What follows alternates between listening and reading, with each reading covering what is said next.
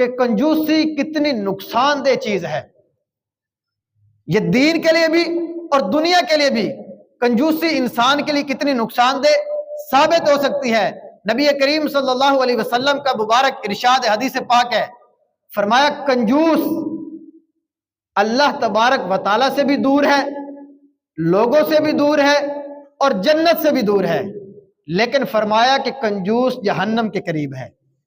اسی طرح فرمایا سخی اللہ تبارک و تعالیٰ کے راستے میں مال خرچ کرنے والا، فرمایا یہ اللہ کے بھی قریب ہے، لوگوں کے بھی قریب ہے، جنت کے بھی قریب ہے، لیکن فرمایا کہ یہ شخص جہنم سے دور ہے. بالکل الٹ معاملہ ہے. اب ہم بعض اوقات دیکھتے ہیں یار ہمارے پاس اتنا مال ہی نہیں ہے، ہم خرچ کیسے کریں؟ اگر ہم اللہ تبارک و تعالیٰ کے راستے میں اتنا مال دے دیں گے تو ہم کھانے کے لیے ہمارے پاس کہاں سے آئے گا؟ یہی کنجوسی ہے.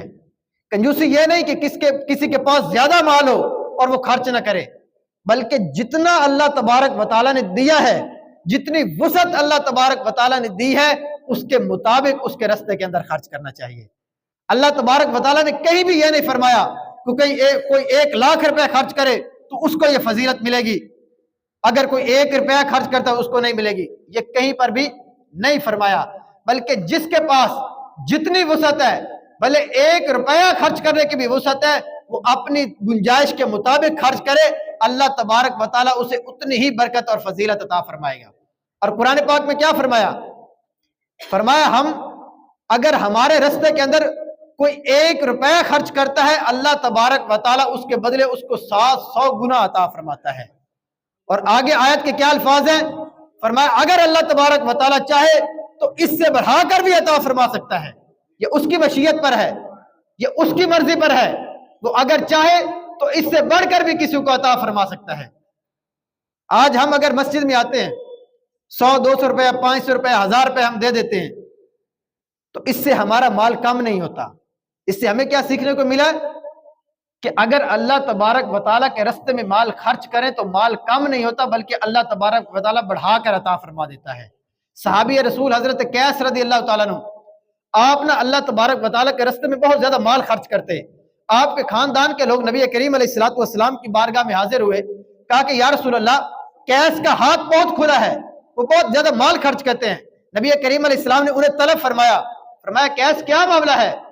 تو انہوں نے عرض کی یا رسول اللہ صلی اللہ علیہ وسلم جو میرا خرچ ہو جاتا ہے وہ میں اپنا رکھ لیتا ہوں، اس سے زیادہ جو بھی مال آتا ہے میں اللہ تبارک و تعالیٰ کے راستے میں خرچ کر دیتا ہوں. نبی کریم علیہ السلام ان کی اس ادا پر اتنے خوش ہوئے، فرمایا اللہ تبارک و تعالیٰ کے راستے میں خرچ کرو، اللہ تبارک و تعالیٰ تمہیں اور عطا فرمائے گا. خرچ کرتے رہو، اللہ تبارک و تعالیٰ تمہیں اور عطا فرماتا رہے گا. 3 دفعہ نبی کریم علیہ السلام نے یہ ارشاد فرمایا. حضرت قیس فرماتے ہیں نبی کریم علیہ السلام کے اس فرمان کے بعد اللہ تبارک و تعالیٰ کے راستے میں مال خرچ کرتا رہا. اللہ پاک نے مجھے اتنا مال عطا فرمایا کہ سارے خاندان والوں سے بڑھ کر میرے پاس مال موجود ہوتا تھا. تو کیا پتا چلا کہ مال اللہ پاک کے راستے میں خرچ کریں، کسی غریب کی مدد کریں، مسجد کے اندر کوئی پیسہ ہم دے دیتے ہیں، کسی بھی ذریعے سے ہم نیک کام میں اپنا پیسہ لگا دیتے ہیں تو اس سے ہمارا مال کم نہیں ہوتا بلکہ مال بڑھ جاتا ہے. حضرت یحییٰ علیہ السلام اللہ پاک کے نبی ایک دفعہ کہیں جا رہے تھے، رستے میں شیطان سے ان کی ملاقات ہوئی. آپ نے کہا ابلیس تجھے کون سا بندہ زیادہ پیارا لگتا ہے؟ اس نے کہا، شیطان کا جواب سنیے، کہتا ہے کہ جو فاسق ہے، گناہگار ہے، لیکن اللہ تبارک و تعالیٰ کے راستے میں مال خرچ کرتا ہے، میں ایسے شخص سے نفرت کرتا ہوں.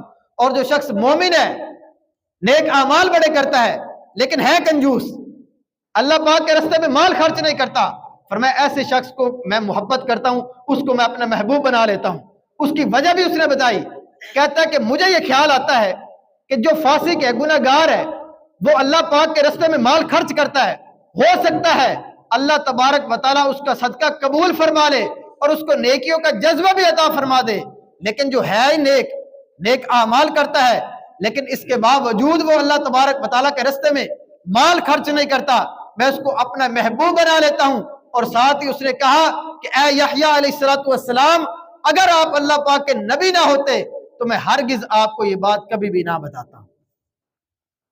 تو اس لیے ہم نیک اعمال کریں، اللہ تبارک و تعالیٰ نے جو احکامات ہمارے اوپر لازم کیے ہیں وہ بھی بجا لائیں، لیکن اس کے ساتھ ساتھ اس کے رستے کے اندر کچھ نہ کچھ اپنی وسعت کے مطابق مال ضرور خرچ کیا کریں۔ اس کی برکت سے اللہ تبارک و تعالیٰ دنیا بھی بہتر فرما دے گا اور آخرت بھی جو ہے وہ بہتر فرما دے گا۔ اللہ تبارک و تعالیٰ کی بارگاہ میں دعا ہے کہ اللہ پاک ہمیں عمل کرنے کی توفیق عطا فرمائے۔